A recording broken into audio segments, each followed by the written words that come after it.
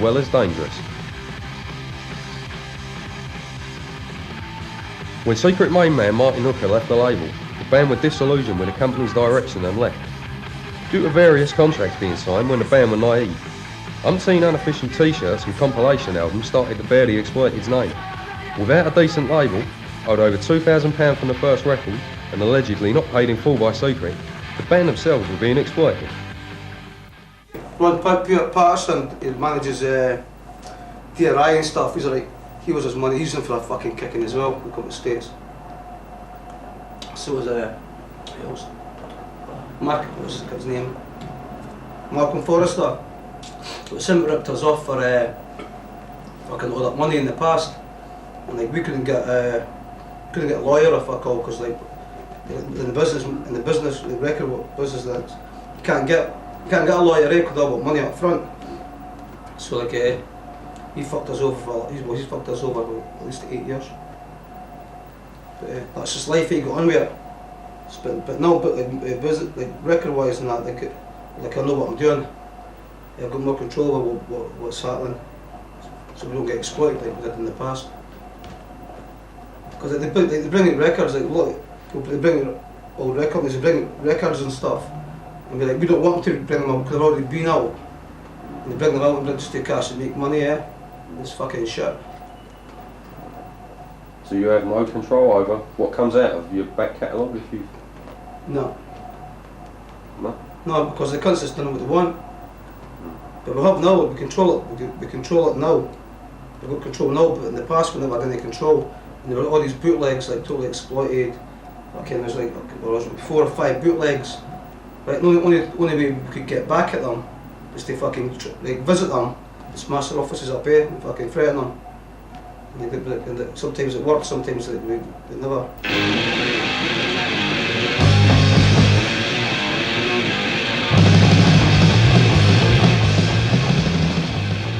Labelless, the band were contacted by indie label Pax's boss, Marcus Featherby, who had known the band for some years previously. The band signed to Pax for an album and a single.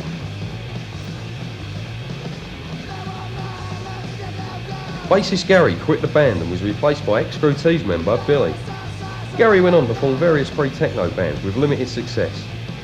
Ironically, at the same time, Big John had had enough and decided to leave, but not before recording the Rival Leaders EP and Let's Start a War album. The album was panned by sounds writer and oi poet Gary Johnson, accusing the band of not being worthy of their place at the top of the punk tree. What his obsession with nuclear holocaust and dying for the government's convenience was rife in most tracks. The B-side of the EP featured a track called Sing Along a Bushel, dedicated to Gary Bushel, and with the chorus being plainly, wanker. Sing Along a Bushel, well, I understand why they did it, and I think it was genuine. I mean, I was seen as a traitor for having said that punk was dead, but what people didn't realise was I'd said punk was dead because punk was getting stale. So I don't know what it was when we started writing, doing articles about bands, but you'd go under the name Jerry Harris, and he didn't have a boss, he'd slag it, he'd say like, what you say, a review of the Exploited gig, and he'd just like slag you off and all that fucking shit, really crap and that, and he wasn't even there, he just made it up.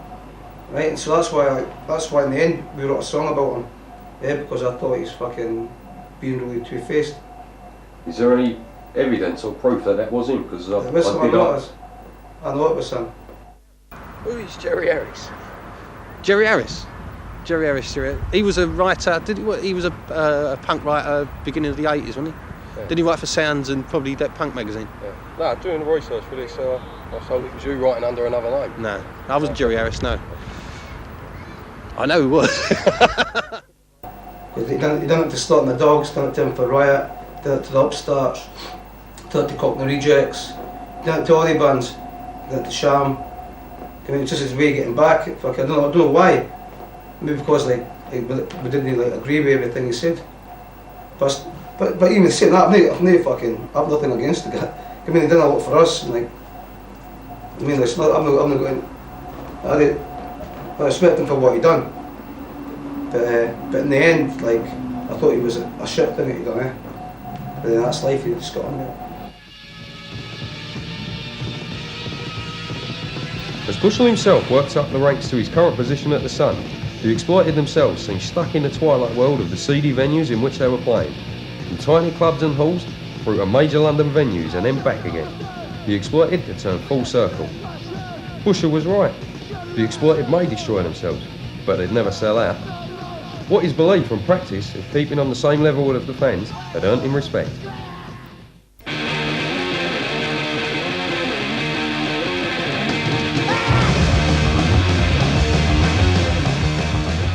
A nationwide hunt for a new guitarist found Carl Morris from Bolton, with Billy also being replaced by Wayne.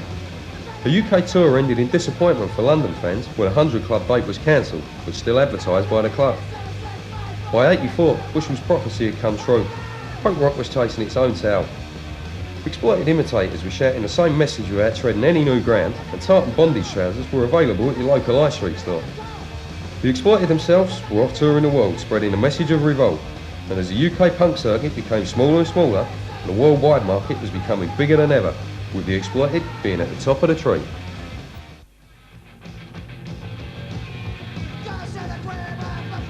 Misplacing trust in Featherly, the band were ripped off again when he ran off with the takings from the Let's Start a War album.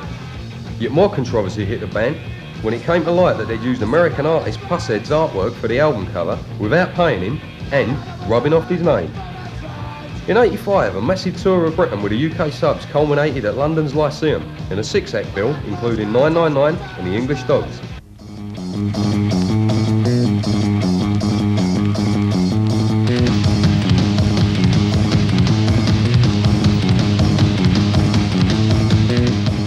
Around the time Bob Geldof was putting together Band Aid, Wattie himself was writing horror epics, a song attacking Western apathy towards third world countries, and the title track for an album released by Connection Records in 1985. Again covering nuclear destruction, as well as attacking the social security system and the police, they managed to sum up their feelings towards the government in an explicit song entitled Maggie. Co-produced by Wattie, the sound was a new direction for the band and received a rare rave reviewing sound.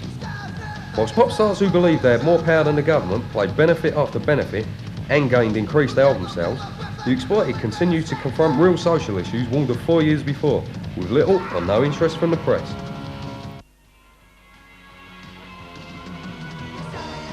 The pressure of touring told, and an alleged on-stage fight between Wattie and Carl in the US put pay to that lineup. With Wayne also leaving, the two vacant places were filled by ex-Combat 84 and UK subs bassist Deptford John, and Mick, who mysteriously disappeared not long afterwards, on guitar. The poorly recorded Live at the White House album, recorded on the '85 US tour and featuring the previous lineup, was the next release. Featuring all the band's hits, it also contained a provocative slander of Jello Biafra, of the US punk band The Dead Kennedys, and another of Wattie's arch enemies. Jello Biafra? Can't remember though. Maybe come back to me later on. I can't remember what the fuck it was about. I can't remember now what it was about.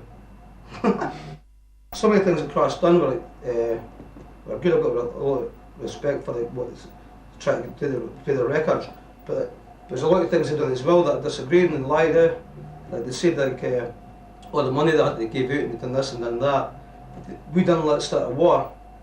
And that was recorded in their studio. But what they've done is they've got their friend, the studio's in their friend's name. But it's not in the band, it's in the friend's name. And so they don't get the comeback, but they're making fucking good money. I can't remember how much, but they're making fucking good money. Kind of, so that way they were lying to the kids, they were lying to the kids as well. I just hate liars. I respect Crash compared to bands like Conflict. Conflict's like total shit, like. Well, what is your opinions on him? Well, conflict, just shit. Like they reform, like they just preach that much shit. It's all lies. Like they jumped on the Crash bandwagon, right? There was like, and then they started putting out all this literature about animal rights and all this type of thing. And didn't they believe like the anti-drug bust? If you got busted, like send in your what you call it? Send in some money, right, and they don't pay your fines, kind of like we demonstrate on demonstrations. No, all the only thing they ever done was just buy drugs with it. We went to buy some drugs and clothes. Hey, fucking lying cunts. I just really fucking hate them because like a lot of people believed in them, right, and a lot believed what they were about, and they're just like total shit.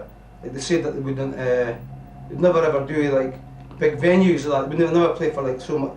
They never charged as much. They never played these venues. We were touring the States and we're playing the same venues as us. We were talking like big venues, and we're charging the same money, eh? So everything they preached about, right, it was just like it was total shit. But it's maybe take a while. Like I say, it takes a while. But then when the kids come to see a second time, whatever, like they can tell you if you talk to them. They can tell if you're genuine or if you're just a fucking liar. Maximum Rock and Roll, it's like they're a big like independent paper that covered music for the world, yeah. They're really big, and like they just wrote said that we were Nazis and all that. We always get this everywhere, like exploiting Nazis, and then they did put this exploit the Nazis and like blah blah blah blah blah blah. But everything they wrote was fucking total lies. So I phoned them and asked them, well, why don't you come and do an interview and meet the band and fucking find out the real facts? But it just continues over the years to put out shit. Yeah, so well fuck, I mean it's like, so they're just like fucking assholes, just like, don't even like, take right about bands that like fucking lick their asses, man, like he was in the paper saying that he had been paid. It sounds like something like Exploited ripped him off. Excuse me. And it was a shit, it was lies. Boy. He might have been ripped off, but at the time I thought he'd been paid. So when I was asked, I was saying, well, he's been paid, he's talking shit. Marcus, obviously Marcus has bumped us, there's no much chance of paying him.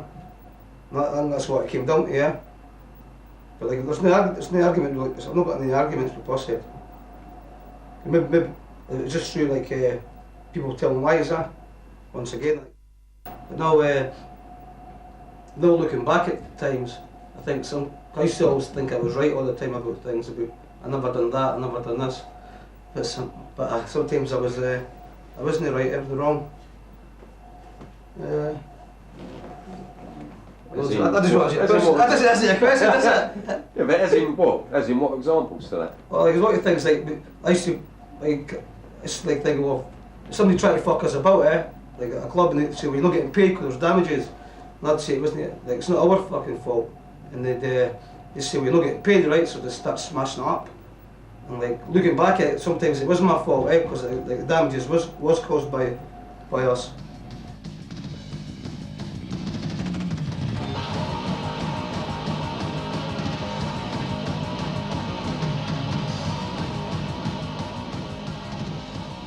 Involved in brawls and being arrested in just about every country there is, the Exploited continue to tour the world and also make regular appearances at the 100 Club in Oxford Street, London, after being banned from there some years earlier. On one of these appearances, they were supported by Big John's new band, the Blood Uncles, who dissolved after a creative dilemma with Virgin Records. Further setbacks hit the band when their rehearsal room was broken into. Over £1,000 worth of equipment was stolen, leaving the band with only a microphone to their name. On the US leg of their world tour, their bus was desecrated by the anti-punk brigade,